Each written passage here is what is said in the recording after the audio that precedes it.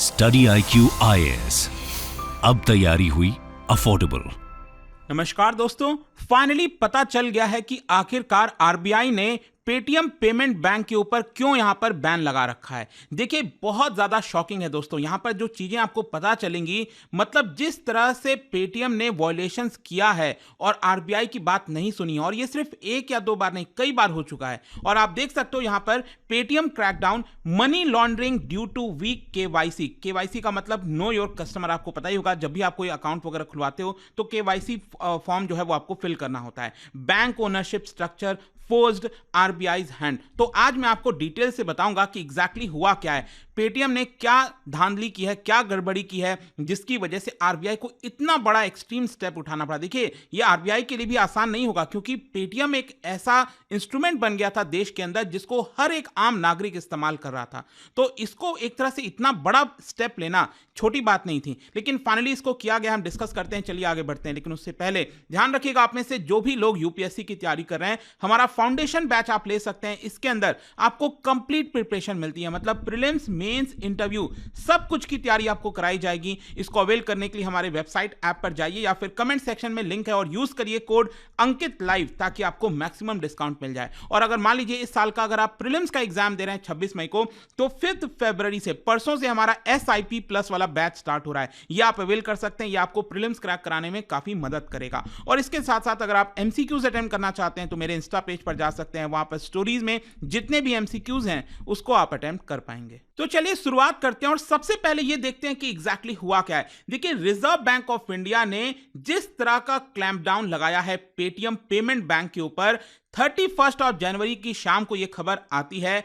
यहां पर यह ऑब्जर्व किया गया है कि यहां पर जो रेगुलेटरी स्टैंडर्ड्स हैं, जो कंप्लायंस रिक्वायरमेंट होती है, देखिए यहां पर क्या होता है ना कि कोई छोटा मोटा कोई कंपनी की तो हम बात कर नहीं रहे हैं। यहां पर आप आरबीआई के साथ रजिस्टर्ड हो, आरबीआई से आपने लाइसेंस लिया हुआ है, तो आरबीआई जो जो चीज कहती है आपको उसको फॉलो करना होता है। लेकिन मैं आपको आगे बताऊंगा कि कैसे पेटीएम ने वो चीजों को फॉलो नहीं किया, और इसी की वजह से बहुत सारा कंसर्न्स हो रहा था आरबीआई को कि यहां पर किसी भी प्रकार की ट्रांसपेरेंसी नहीं है, और जो लोगों का पैसा है वो खतरे में आ सकता है, वो रिस्क में आ सकता है। जिन लोगों ने पेटीएम पेमेंट बैंक में डिपॉजिट किया होगा अपना पैसा, या फिर जो कस्टमर्स हैं जिनके वॉलेट्स हैं उसमें बहुत सारा पैसा होगा, तो वो सारी चीजें खतरे में आ सकती हैं। और इसी की वजह से इतना बड़ा एक्शन आरबीआई ने लिया। और देखो, ये जो खबर है मैं आपको बता दूं अभी के लिए, मीडिया के अंदर हर एक मीडिया हाउसेस में ये खबर चल रहा है, और कोई पर्सन होगा इससे रिलेटेड जिसको इसके बारे में जानकारी होगी, या तो कोई ऑफिशियल होगा, गवर्नमेंट ऑफिशियल, उन्होंने यहां पर अपने आप को गुप्त रखते हुए इसके बारे में बताया है। तो चलो देखते हैं यहां पर इसके पीछे मेन रीजन क्या है। देखो, इसके पीछे 4 प्राइमरी कारण बताए जा रहे हैं जो बैन लगाया गया है। एक तो सबसे पहला यहां पर यह है कि आरबीआई ने जब पहले बोला था पेटीएम को कि आपको ये सारी चीजें फॉलो करनी है, ये कंप्लायंस फॉलो करना है, तो झूठ तरीके से पेटीएम ने बोला कि हाँ हमने कर लिया है। सोचो, आपको वार्निंग दी गई है आरबीआई की तरफ से और बोला गया है कि ये सारी चीजों को रेक्टिफाई करो, लेकिन पेटीएम ने एक तरह से पहले बोल दिया कि हमने रेक्टिफाई कर दिया, लेकिन एक्चुअली में उन्होंने किया नहीं था। और इसीलिए अगर आपको याद होगा, केवाईसी वॉयलेशंस को लेकर 2021 में यहां पर सबसे पहले आरबीआई ने वार्निंग दिया, और 2022 में यह कह दिया था कि आप नए कस्टमर्स को नहीं ले सकते। जैसे अभी यहां पर किया ना स्टेप लिया, वैसे 2022 में मार्च के महीने में भी कुछ आरबीआई ने ऐसा ही कदम लिया था, और उस समय भी हड़कंप मच गया था। फिर वहां पर चीजें थोड़ा रिलैक्स किया गया और सोचा गया कि हाँ पेटीएम ये सारी चीजें कर देगा, लेकिन वापस से ये चीजें नहीं हुई। तो मैं आपको बताऊं, लास्ट ईयर की बात है, करीब 5 करोड़ का फाइन भी लगाया गया था, लेकिन उसके बावजूद भी पेटीएम ये सारी चीजें नहीं सुन रहा था, और फाइनली जाकर अब ये स्टेप लिया गया। अब देखो, जो पहला मैं आपसे कह रहा था ना, केवाईसी, नो योर कस्टमर, ये बहुत इंपॉर्टेंट होता है। आप कोई भी बैंक अकाउंट खुलाते हो, कुछ भी करते हो फाइनेंस से रिलेटेड, तो वहां पर आपको एक फॉर्म फिल करना होता है, और वो फॉर्म बेसिकली आपको बताता, मतलब कि ये बताता है ये केवाईसी कि ये जो अकाउंट है वो इस पर्सन का है। अदरवाइज सोचिए, लाखों के संख्या में, करोड़ों की संख्या में कस्टमर्स होते हैं, बैंक अकाउंट होल्डर्स होते हैं। अगर पता ही नहीं चल पाएगा यहां पर, अगर उस अकाउंट में कोई धांधली हो रही है और पता ही नहीं है कि वो अकाउंट है किसका, वो बेनामी है, तो इससे प्रॉब्लम आ सकती है। इसी की वजह से नो योर कस्टमर एक सिंपल सा फॉर्म होता है जिससे हम आइडेंटिफाई कर सकते हैं कि इस पर्सन का ये अकाउंट है। तो पेटीएम का जो पेमेंट बैंक है, उन्होंने बहुत सारे कस्टमर्स का केवाईसी करवाया ही नहीं था। जी हां, इनफैक्ट ये संख्या लाखों में है जिनका केवाईसी पेटीएम ने नहीं करवाया था। तो सबसे पहला तो यह कारण हो गया। दूसरा, आप देखिए, यहां पर जिनका केवाईसी हुआ भी था उसमें देखिए क्या मतलब, ये तो बहुत ही ज्यादा शॉकिंग लगा मुझे कि एक सिंगल पैन पर, मतलब कि आपको पता है ना पैन क्या होता है, परमानेंट अकाउंट नंबर, ठीक है। तो ये तो हर एक इंडिविजुअल का अलग अलग होता है, सेम तो हो नहीं सकता। मान लीजिए मेरा पैन है, जो भी आपका नंबर लिखा होता है पैन का, और फिर कोई दूसरा पर्सन है तो उसका जो नंबर होगा पैन वाला वो अलग होगा, सेम तो हो नहीं सकता। लेकिन पेटीएम पेमेंट अकाउंट में ये पाया गया एक ही पैन पर सैकड़ों की संख्या में, इनफैक्ट हजारों की संख्या में कस्टमर्स का सेम पैन नंबर है। क्या ये पॉसिबल है? हजारों की संख्या में जो कस्टमर्स हैं पेटीएम पेमेंट बैंक में, उन सभी का पैन नंबर सेम है। तो ऑब्वियस सी बात है यहां पर बहुत बड़ी धांधली चल रही थी, और ये सिर्फ एक या दो केसेस में नहीं, हजारों केसेस में पाया गया है कि एक ही पैन नंबर पर हजारों कस्टमर्स हैं। और इस पे कहीं ना कहीं शंका होती है कि क्या यहां पर किसी प्रकार का मनी लॉन्ड्रिंग चल रहा था। आरबीआई को यह डर था कि कहीं ना कहीं मनी लॉन्ड्रिंग यहां पर हो रहा है, गलत तरीके से पैसे वगैरह ट्रांसफर किए जा रहे हैं। तो ये अल्टीमेटली पेटीएम की जिम्मेदारी बनती थी कि हर एक जो अकाउंट है उसको आइडेंटिफाई करवाए, उसका केवाईसी करवाए प्रॉपर। और सेम पैन कैसे हो सकता है? एक आध चलो केसेस समझ में आते हैं, ये चीज कैसे हो सकता है? इनफैक्ट मैं आपको एक बहुत रियल लाइफ एग्जांपल बताता हूं। आपने देखा होगा बहुत सारे फ्रॉड के केसेस आते हैं, डिजिटल फ्रॉड होता है। आपने देखा होगा ना, कॉल आता है आपके पास, गलत तरीके से आप पिन वगैरह कई बार लोग बता देते हैं और आपके अकाउंट से पैसा, मतलब कई बार ये भी देखने को मिला है गलत तरीके से पेटीएम वॉलेट में से आपका जो पैसा है वो ट्रांसफर करा दिया जाता था। अब देखिए इसमें क्या होता है, अगर मान लो जिस अकाउंट में पैसा ट्रांसफर हुआ है पेटीएम के अकाउंट में, अब मान लो आप पुलिस स्टेशन जाते हो, कंप्लेन करते हो कि मेरे पेटीएम वॉलेट से 10,000 रुपए चोरी हुए हैं, तो पुलिस क्या करेगी? पेटीएम को कांटेक्ट करेगी कि बताओ भाई किस वॉलेट में गया है, कहीं ना कहीं तो पैसा गया होगा ना ये 10,000 रुपए, तो किस वॉलेट में गया है, वो पर्सन कौन है, उसकी आइडेंटिटी रिवील करो। लेकिन जब केवाईसी हुआ ही नहीं है या फिर एक ही पैन नंबर पर कई सारे लोगों का है, तो वो आइडेंटिटी कैसे रिवील हो पाएगी?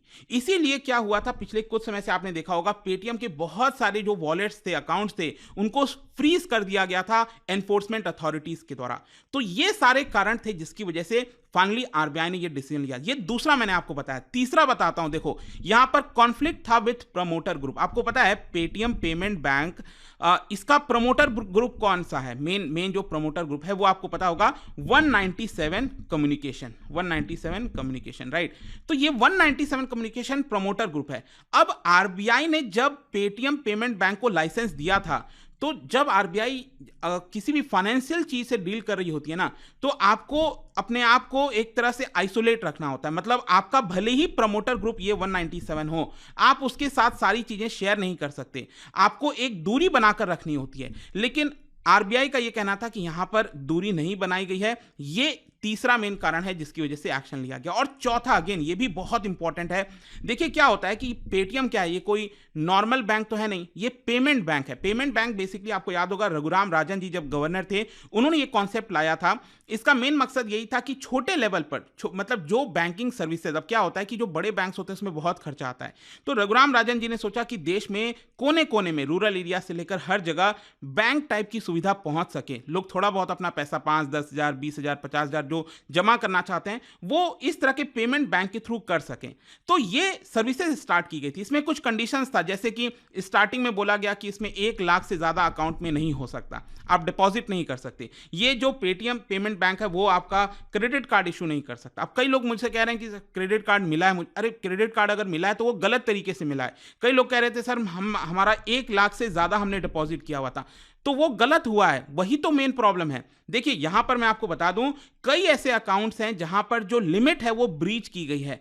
1 लाख तक का लिमिट था, लेकिन लोगों ने 1.5 लाख, 2 लाख वहां तक भी रखा हुआ है। देखो ये मैं बात कर रहा हूं 2021 के पहले। 2021 में क्या हुआ, रूल्स चेंज करके ये कर दिया गया कि 2 लाख की लिमिट तक पैसा लोग रख सकते हैं, लेकिन उसके पहले जो लिमिट 1 लाख की थी उसको बार बार ब्रीच किया जा रहा था। तो ये भी एक मेन कारण है, ये 4th कारण हो गया। आई होप आपको समझ में आ गया होगा। और इसीलिए आप देखोगे तो पेटीएम की तरफ से जो सफाई आई है उसमें उन्होंने लिखा है कि Paytm payment bank is taking immediate steps to comply with RBI direction. तो अब पेटीएम कह रहा है कि जो भी हमें डायरेक्शंस मिले हैं आरबीआई की तरफ से वो हम अब फॉलो कर रहे हैं। तो भाई आप पहले ही फॉलो कर लेते अगर आपको अब फॉलो करना है तो। खैर अब देखना होगा आगे क्या होता है, लेकिन एक इंपॉर्टेंट चीज मैं बता दूं, अभी के लिए आरबीआई ने ये नहीं बोला है कि हम पेटीएम पेमेंट बैंक का जो लाइसेंस है वो रद्द करने जा रहे हैं, हम कैंसिल कर देंगे। अभी आरबीआई ने ये नहीं बोला है। अभी बस आरबीआई क्या कर रहा है, एक नोटिफिकेशन दिया है और कहा है कि ये सारी चीजें आप नहीं कर सकते, आप नए कस्टमर्स को नहीं ले सकते, आप वॉलेट वगैरह में, अकाउंट्स में कोई भी आप क्रेडिट नहीं कर सकते, डिपॉजिट नहीं कर सकते। हाँ, लोगों का जो पैसा वगैरह है वो सब कुछ सुरक्षित है, उसमें कोई दिक्कत नहीं है। देखो इसको लेकर मैंने एक डेडिकेटेड वीडियो बनाया था कल, वो आप देख लेना। मतलब आपको डाउट है ना कई लोगों को कि क्या फास्टैग चलेगा नहीं चलेगा, ये सारी चीजों को लेकर मैंने कल ही वीडियो बनाया था, वो आप देख लेना। लेकिन मैं आपको बता दूं, हो सकता है कि अगले महीने, क्योंकि 29 फरवरी के बाद जब 1 मार्च आएगा तो हो सकता है उस समय आरबीआई अनाउंस कर दे कि हम पेटीएम पेमेंट बैंक का लाइसेंस रद्द कर रहे हैं। अब देखना होगा कि पेटीएम किस तरह का रिप्रेजेंटेशन देता है, पेटीएम आरबीआई को जाकर क्या कहता है, क्या आरबीआई संतुष्ट होता है कि नहीं, क्या वापस से पेटीएम रिवाइव हो पाएगा। पेमेंट बैंक, देखो पेटीएम ऐप जो है वो चलता रहेगा, ध्यान रखिएगा, ऐप चलता रहेगा। उसमें पहले जो ट्रांजैक्शंस वगैरह आप करते थे यूपीआई, बस क्या है ना, उसमें जो पेटीएम पेमेंट वाला बैंक है उससे रिलेटेड सारी सर्विसेज खत्म हो जाएंगी। जो आपका पेटीएम गोल्ड है, पेटीएम मनी है, म्यूचुअल फंड, वो सब चलता रहेगा जैसे चलता है, ठीक है, उसमें कोई दिक्कत नहीं है। खैर जाने से पहले मैं आपको एक और चीज बता दूं, अपडेट कर दूं कि इसका जो स्टॉक का प्राइस है वो लगातार फॉल हो रहा है। पिछले 2 दिन से जब से खबर आई है 20% का लगातार लोअर सर्किट देखने को मिला है, और इसकी वजह से आपको मैं बताता हूं, इसका मार्केट कैपिटलाइजेशन, इसकी जो वैल्यू है ना, वो अब हो चुकी है 30,000 करोड़। अब मैं आपको बताता हूं इसका मायने क्या रखता है, क्योंकि जब आईपीओ आया था पेटीएम का, 2,000 रुपए से ऊपर का आईपीओ था, और उस समय इसकी वैल्यूएशन थी 1.4 लाख करोड़, लेकिन अब ये हो गई है सिर्फ 30,000 करोड़ के आसपास। यू कैन जस्ट इमेजिन किस तरह से जो लोगों ने अपना पैसा खोया है, जिन लोगों का भी शेयर्स होगा उसमें बहुत लोगों ने पैसा खोया है। खैर यहां पर एक और चीज मैं बता दूं कि अभी खबर मैं देख रहा था यहां पर कि जो मॉर्गन स्टैनले है, उन्होंने एक्चुअली कहीं ना कहीं बॉटम फिशिंग करने की कोशिश की है। ये जो लगातार 2 दिन से गिरा है ना 20%, इसका अपॉर्चुनिटी का फायदा उठाते हुए मॉर्गन स्टैनले ने 0.8% स्टेक खरीदा है एक्चुअली पेटीएम में। एक्चुअली न्यूज़ क्या आ रही है बार बार कि सब लोग बेच रहे हैं स्टॉक को, लेकिन मॉर्गन स्टैनले ने अचानक से खबर दिया है कि वो 0.8% खरीदा है, 244 करोड़ रुपए ओपन मार्केट से उतने के शेयर्स उठाए हैं।